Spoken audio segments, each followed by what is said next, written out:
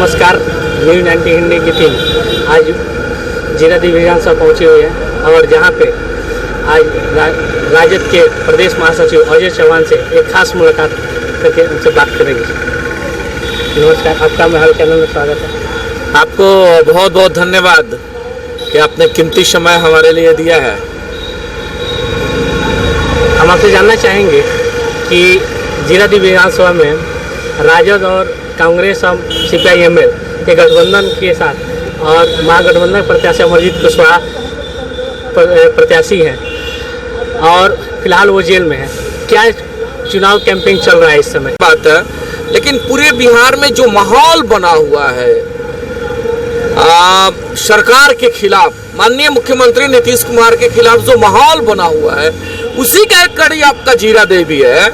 यहाँ महागठबंधन के प्रत्याशी अमरजीत कुशवाहा जी हैं।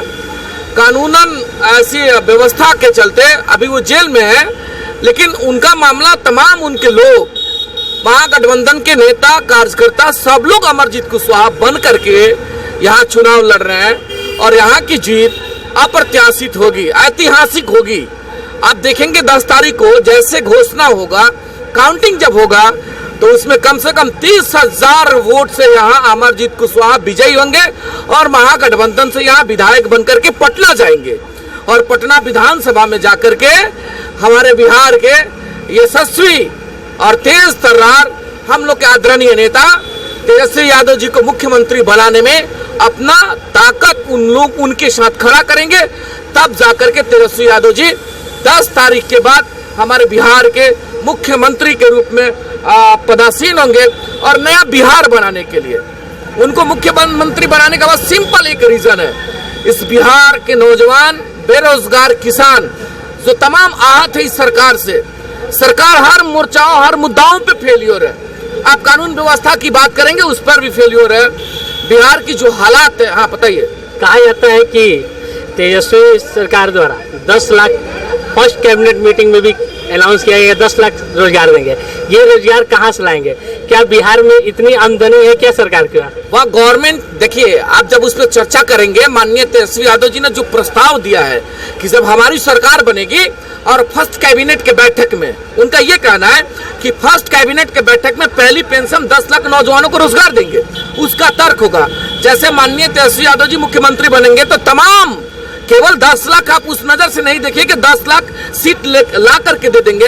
माननीय तेजस्वी यादव जी का प्लान है कि जो शिक्षा विभाग में जो गैप बना हुआ है, स्वास्थ्य में जो गैप बना हुआ है, अब जो तमाम जो विभागों में रिक्तियां बचा हुआ है, उस रिक्ति को ला करके और 10 लाख का टारगेट वह पूरा करेंगे फर्स्ट टाइम में। उनका ये मकसद है, उनका ये मिशन है। इस वजह से उन्होंने कहा है कि सरकार बनते ही हम क्या करेंगे, पहले कैबिनेट के बैठक में पहली पेंशन 10 लाख नौजवानों को रोजगार देंगे। उसका यही तर्क है। आप देख लीजिए, आप सरकार के मुद्दाओं पे चर्चा कर लीजिए। मैं आपका ध्यान आकृष्ट करवाना चाहता हूं, बिहार की आवाम क्यों परेशान है। बिहार की सरकार तमाम बिहार के लोगों को उनके हाल पे छोड़ दिया। इस बात का सबसे बड़ा दर्द है। वह कोरोना का महामारी हो, कोरोना काल का महामारी हो, सरकार ने बिहार के लोगों को उनके हाल पे छोड़ दिया। बाढ़ की स्थिति हो, सरकार ने उनको उनके हाल पे छोड़ दिया।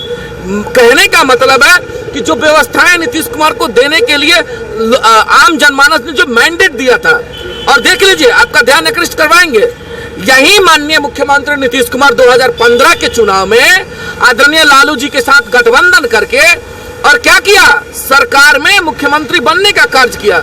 लेकिन देख लीजिए माननीय मुख्यमंत्री जी का ट्रेंड, और अब बिहार की आवाम और बिहार के लोग उनसे पूछना और जानना चाहते हैं और उसका जवाब भी नीतीश कुमार को देना पड़ेगा, नहीं तो यहाँ की जनता उनसे जवाब अपने वोट के बदौलत उनको जवाब देने का कार्य करेगी।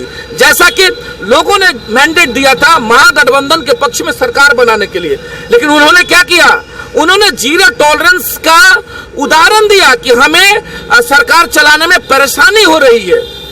और उन्होंने क्या किया, जीरो टॉलरेंस की बात करते हैं और दूसरी तरफ बाबा साहब के दिए हुए संविधान के अधिकारों को कुचलते हैं। शाम को 5 बजे रिजाइन करते हैं और सुबह 9 बजे जाकर के मुख्यमंत्री की कुर्सी पर बैठ जाते हैं। ये कहाँ का नियम, और ये नियम किसने बना दिया था?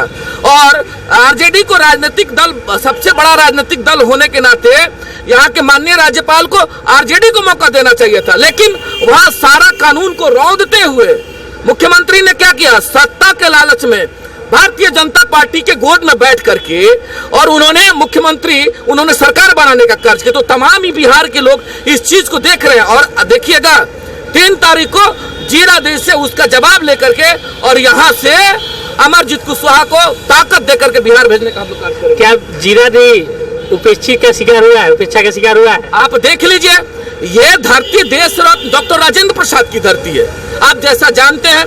और देश रत्न डॉक्टर राजेंद्र प्रसाद की धरती का जहां इतना बड़ा पहचान हो और उस धरती पे आज तक कोई टूरिज्म पैलेस नहीं, आज तक कोई डेवलपमेंट नहीं हुआ। ये लोग पूछना चाहते हैं कि आखिर ऐसी कौन सी स्थिति परिस्थिति थी। यहाँ के माननीय सांसद, यहाँ के माननीय पूर्व सांसद आदर्श ग्राम योजना के तहत जीरादेई के धरती को उन्होंने गोद लेने का कार्य किया और वहां का हालत जाकर के आप देख लीजिए। अगर मैं बोल रहा हूं इस चीज की सत्यता के लिए आप जाएंगे और जाकर के हालात को देख लीजिए, किस हालात से वहां लोग गुजर रहे हैं। आखिर इसका जिम्मेवार कौन है? इसका जिम्मेवार जो सत्ता में बैठे हुए लोग हैं वह लोग हैं और उनकी जो तंत्र है, उनकी जो इकाई है, वो लोग जिम्मेवार हैं। कहा जाता है कि मैरवा जल जमाव की स्थिति से बहुत जूझ रहा है और लगातार एनडीए गठबंधन की भी सरकार रही है और यहाँ के नगर पंचायत अध्यक्ष भी एनडीए गठबंधन से ही है, तो उसके बारे में क्या कहें? अब वो छोटे भाई हैं, उनकी माँ यहाँ की चेयरमैन है और तमाम लोग बदहाली में जी रहे हैं। आप एनडीए के साथ हैं और एनडीए के साथ सरकार में रहने के बाद भी यहाँ का व्यवस्था चरमरा जाए, लालच है ऐसे सरकार में रहने का। आप विपक्ष में हम लोगों के साथ होते, हम लोग मुद्दाओं को उठाते, आपके साथ लड़ते, आपके साथ भिड़ते और कहीं ना कहीं नगर पंचायत का जो समस्या है उसका निदान होता। आप तो सत्ता के साथ रहने के बाद भी हमारे नगर पंचायत पे अगर सवाल उठता है, वो अभी जल जमाव को लेकर के पानी का निकासी नहीं हो, इससे बड़ा दुर्भाग्य हमारे लिए क्या हो सकता है? इस मैरवा वासियों के लिए क्या हो सकता है? जो साल में 3 महीना से 4 महीना का दौर बरसात का समय आता है, उसको भी आप बर्दाश्त नहीं कर पा रहे, आपका ड्रेनेज सही नहीं है। इससे बड़ा दुर्भाग्य मैरवा वासियों के लिए कोई हो ही नहीं सकता। और वो भी सत्ता के साथ है, उनको सत्ता के साथ तो रहना ही नहीं चाहता। अगर सत्ता के साथ है तो कहीं ना कहीं एक बेहतर मैरवा बनाने का कार्य करते, तब जाकर के लोगों में विश्वास होता। नगर पंचायत अध्यक्ष के ऊपर धांधली का भी आरोप लग रहा है। अब ये उन लोगों का नगर पंचायत का मामला है, उससे कार्यपालक पदाधिकारी महोदया हैं अपने स्तर से। अगर इस तरह के समाज के लोगों के द्वारा अगर कहीं इस तरह का धांधली का आरोप लगता है या आपके माध्यम के द्वारा या किसी तंत्र के माध्यम से अगर कहीं धांधली और भ्रष्टाचार का आरोप लगता है तो उसका निष्पक्ष जांच होना चाहिए और जांच हो करके जो उसमें दोषी है उस पर उचित कार्रवाई होना चाहिए, मेरा जो अपना मानना है।